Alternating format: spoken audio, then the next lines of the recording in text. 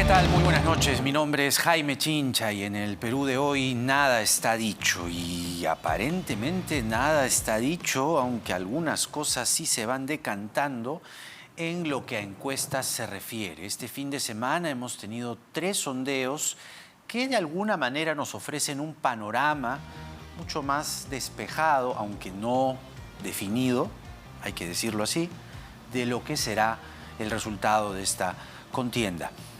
La elección del 11 de abril. Fíjense, por ejemplo, algunos de los cuadros que hemos reseñado para mostrárselos aquí. Esto es CPI. Lescano 12.2%, Forsyth 8%, López Aliaga 7.2%, Fujimori 6.5%, Mendoza 5.9%. Allí nomás, fíjense, en esos 4 primeros hay un margen de error que daría la impresión de que el segundo lugar está para cualquiera de ellos. Le siguen más abajo de Soto con 4.5, Acuña con 4, Urresti con 3.8, Pedro Castillo, que ha dado un salto que por lo menos es visible y notorio, 2.5%, ha pasado de hecho a Julio Guzmán, que tiene apenas un 2%, y ya más abajo Ollanta Humala con 1.5%. Eso es en cuanto a CPI. El otro, CPI hay que decir que lo ha hecho también con simulación del voto. Es una entrevista personal con aplicación de tarjeta con la lista de candidatos según la cédula oficial de OMPE, la cédula oficial de OMPE. El margen de error es de más o menos 2,7%. Eso es en cuanto a lo que se refiere a Ipsos, a CPI. En cuanto a Ipsos, que también ha hecho una votación con cartilla, Lescano tiene 15, Forsyth tiene 10, López Aliaga tiene 8, Fujimori tiene 7, Verónica Mendoza tiene 6% y Urresti tiene 5, De Soto tiene 4. Ahí está. Y hay también una apreciación en votos válidos que es interesante poder comentar luego. Está con nosotros Juan de la Puente, muy reconocido politólogo, que nos va a tratar de ayudar a entender, y a ustedes, a nosotros, cuál es la lectura que se le debe dar a esta encuesta. Juan, bienvenido. ¿Cómo estás? Muy buenas noches. Además, saludos por la publicación, el portal de opinión y análisis patamarilla.com, del cual eres director. Gracias. ¿Cuál es para ti esta definición o indefinición, si quieres verlo así, del segundo lugar? Sorprendió Forsyth, es verdad, ha aparecido en Ipsos, ha aparecido en CPI. En segundo lugar, López Aliaga le pisa los talones y a su vez Keiko y a su vez Verónica Mendoza. ¿Está para cualquiera el segundo lugar? Sí, efectivamente está para cualquiera. Tengo la sensación que hay 3 tendencias que las encuestas últimas señalan y en eso se parece. La primera es que es probable que Lescano esté en la segunda vuelta. La segunda es que hay todavía un volumen alto de ciudadanos que no quieren votar o no contestan la encuesta o pueden votar viciado cuando se les coloca la urna enfrente. En la encuesta de IEP el volumen es más alto, más o menos unos 7 millones de electores. En la encuesta de Ipsos va a 5,5, pero el volumen es alto. Sí. Y la tercera tendencia es que efectivamente, como señalas tú, es que hay una disputa para el segundo lugar, o habría una disputa en el segundo lugar, lo cual nos remite al tipo de campaña y al probable comportamiento del electorado en los 28 días que nos quedan para las elecciones. Ahora, claro, viendo el simulacro de voto nacional, en votos válidos de Ipsos, válidos, ¿no? Acción Popular, el señor Lescano tiene 21, Victoria Nacional tiene 13.9, Renovación Popular de López Aliaga 11.6, Fuerza Popular 10.6, Juntos por el Perú 10.4. De ahí ya vienen más abajo Urresti, más abajo De Soto. Ya de estos que están más abajo, como que no mirarlos, ¿o crees que alguno puede picar un poco más? Yo no descartaría nada, pero es evidente que los votos, la intención de votos se está moviendo muy poco. Fíjate, en el año 2016, en marzo, una encuesta de GFK a los 5 primeros candidatos le daba entre el 62, 64, 65%. Claro. E Ipsos en urna le estaba dando a los principales candidatos más del 70%. Claro. Y el 2011, incluso estos 5 candidatos tenían 85, reunían 85% en una encuesta en boca de urna, digo, en urna por Ipsos. Ahora, en la encuesta de Ipsos no superan el 54%, los 5 primeros, y en IEP incluso el 44%. Lo que quiero decir es que tengo la sensación que los votos se están moviendo poco. Y al moverse poco los votos, es evidente que en el pelotón para disputar la segunda vuelta, pero el otro pelotón para entrar al Congreso superando la valla, también hay una disputa. De modo que la gran pregunta es cómo se moverán los votos, la intención de voto en las próximas 3 o 4 semanas, si es que tendremos un efecto como el efecto Muñoz del año 2018, es decir, que en 2 o 3 semanas se mueven aceleradamente 4, 5, 6 millones de votos. Habría que recordar que el señor Muñoz cosechó 1,5 millones de votos en 15 días en Lima, a razón de 100.000 votos por día, algo inédito en el Perú. Ahora, eso es Lima. No sé si esa dinámica se podría replicar en el resto del país. Pero, por ejemplo, en cuanto a las tendencias o a la variación de los puntos, es interesante hacer notar que los que más suben son Lezcano, que tiene una variación, estas son cifras de CPI, una variación de 4.2 para arriba, y López Aliaga tiene exactamente lo mismo, 4.2 para arriba. Forsyth cayó 0.9, pero se mantiene en el segundo lugar con 8 y López le sigue con 7.2. Los demás no han subido mucho. La caída que se puede observar aquí es Urresti 0.9 menos y Guzmán 0.2, pero ha caído, pues Guzmán tenía 5 en noviembre. ¿Lo de Guzmán ya es caso perdido para ti? Por lo menos en términos de lista presidencial, sí. Habría que ver cómo se comporta la lista parlamentaria, porque los registros señalan que su lista parlamentaria podría tener mejor suerte que la lista presidencial. Ahora, en relación a lo que señalas, me parece que es interesante, en el sentido que se juega más la campaña ahora, hasta ahora, o sea, con las encuestas recientes, más ¿dónde? En los sectores AB, en las personas mayores de 40 años y en Lima.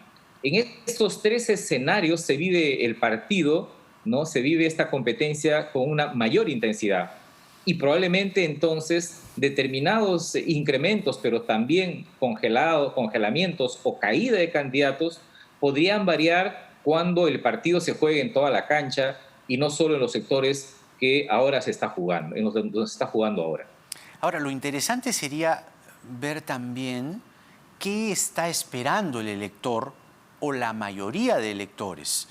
Hacías una anotación, me parece que el sábado, con la encuesta de IEP en caliente, y claro, están las demandas de un populismo exacerbado que podrían representar los candidatos Lezcano y López Aliaga, cada quien desde su esquina, y yo no sé si queda espacio para el centro democrático, o es que la gente está esperando soluciones inmediatas, soluciones efectistas, hay más pobreza, hay más hambre, y cuando cunde un ánimo así, lo que se busca es lo inmediato, lo que aparentemente se presenta como solución para ayer, ¿no? Y con mensajes muy efectistas, muy tremendos, pero que en un elector así cala. ¿Lo ves así? Sí, hay una demanda de por lo menos medidas audaces, cuando no ofertas grandes e incluso en algún momento populistas y radicales. Solo que el populismo, el radicalismo o las propuestas fuertes en términos de mediano plazo no llaman la atención. Yo no sé, por ejemplo, cuántos votos le reporta a Keiko Fujimori el concepto de mano dura, o cuántos votos le reporta a Verónica Mendoza la propuesta de una asamblea constituyente. En ambos casos, al margen de que uno esté de acuerdo o en desacuerdo. Lo que quiero decir es que hay como que se vive una campaña en 2 velocidades, ¿no? Lo que vive la sociedad abajo, que yo creo que es una demanda más de corto plazo, y cómo se vive la campaña arriba, ¿no? Con demandas más de mediano plazo. Y a veces me da la impresión que no se tocan estos 2 mundos, estas 2 velocidades. Entonces, claro, La principal polarización hoy día de la campaña es la polarización económica entre quienes proponen cambio en distinto sentido y quienes dicen no me toquen el modelo, el manejo de la economía. Pero uno suma, en todas las encuestas suma votos, suma candidatos o intención de voto, y yo tengo la impresión que 3 de 4 candidatos van a votar por el cambio en materia económica, en distintas graduaciones. La salida, la esperanza del centro democrático, del centro político del país, es proponer medidas audaces del corto plazo, de las que yo no he visto. Algunas cosas ha dicho el señor Guzmán, pero el relato del señor Forsyth es que se vayan los políticos viejos y cansados, Sí. ¿no? Y que nos tienen hartos, pero en realidad más cosas menudas del corto plazo, del día a día que vive la gente, no lo he escuchado. Ujú.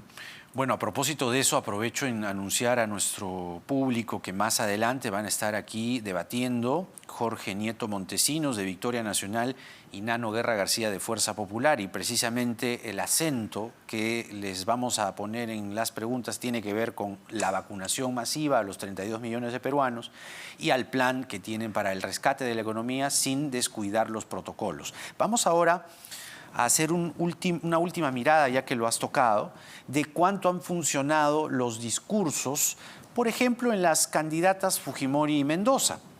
Y así vienen a notar que el discurso mano dura, que se ha lanzado, si mal no recuerdo, en febrero, la acogió a la señora Fujimori con 6.4% de preferencias. Y en marzo, este último resultado le da 6.5%. Esto es CPI. Apenas un 0.1% de crecimiento. Parece que no le ha hecho mucho o no le ha traído mucho rédito. En cambio, la señora Mendoza sí, 4.7 en febrero y 5.9 en marzo. Hay un crecimiento sí de 1.2. No es mucho, está dentro del margen de error, pero algo hay allí, por lo menos en contraste entre las dos. Y en el caso de Forsyth, pues hay una caída. La pregunta es si, primero, estas dos candidatas, Fujimori y Mendoza, llegarán con un discurso distinto o les alcanza el tiempo, que es otra gran pregunta, y si la caída de Forsyth de 0.9 se ha detenido o podría dar pase a que el tercero, López Aliaga, o cualquiera de las otras dos candidatas con opciones, Fujimori y Mendoza, puedan puntear, puedan ir al segundo lugar. Yo creo que Mendoza y Fujimori son enemigas íntimas. Ellas además soportan las campañas, las contracampañas de dos polarizaciones tradicionales en el Perú. Mendoza fue objeto de una campaña de casi 2 meses, señalándola como la enemiga de la economía de mercado y bienestar.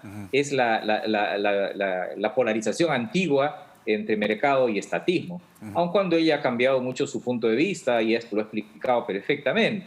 Y en el caso de Fujimori también es la vieja polarización del 2011 y 2016, Fujimorismo y antifujimorismo. Yo no diría que han caído, mi impresión es de que están congeladas, y entonces los electores que quieren, ¿no?, que simpatizan con esos puntos de vista, se hacen eco en las campañas y buscan otros candidatos. Y entonces el elector que quiere un cambio apunta a Lejano, y el elector que quiere mantener cierta estabilidad en el modelo busca al señor López Aliaga y ligeramente al señor Hernando de Soto. Entonces, si uno mira los equipos, el equipo de Fujimori es un equipo sólido en su punto de vista. Tiene un equipo plan de gobierno con cierta solidez, y el de Verónica Mendoza es un equipo muy sólido. El problema yo creo que está en que, por eso digo, son enemigas íntimas, expresan una polarización que ya hizo carne probablemente en la sociedad y que debería obligarlas a abrir su discurso. No sé si le seguirá dando réditos la mano dura a Keiko Fujimori, y el discurso de la nueva Constitución le dará réditos a Verónica Mendoza. Ahora, finalmente, esa polarización fujimorismo-antifujimorismo, en el escenario en el que la señora Fujimori no pase a la segunda vuelta, ¿será también, no sé si determinante, pero por lo menos protagónica en la segunda vuelta sin que necesariamente esté la señora Fujimori? Mucho depende, porque yo creo que los candidatos no tienen capacidad de endosa en el Perú. Los candidatos, el Belaúnde tradicional, Fernando y Aya de la Torre, tenían una altísima capacidad de endoce. Yo creo que la elección en el Perú, la segunda vuelta, es una nueva elección. No es como en Francia, 2 semanas después de la primera vuelta, son 2 meses después y es una nueva elección. Y yo creo que ahora que se trabajan, se viven dos polarizaciones, la polarización económica, cambio versus inmovilismo, y la polarización política moral entre libertades y conservadurismo, va a probablemente cambiar en función de quienes pasen a la segunda vuelta. Si pasa Lescano con un candidato de centro, probablemente haya una polarización más en términos económicos, Claro. pero si pasa, por decir, el señor López Aliaga, se hará carne la otra polarización, la polarización política y moral, y entonces tendríamos un escenario distinto. El análisis de Juan de la Puente, politólogo y además director de la publicación Pata Amarilla, con nosotros. Gracias, Juan. Hasta la próxima. Un Vamos gusto, a estar gracias. revisando esto que está ciertamente cambiante, pero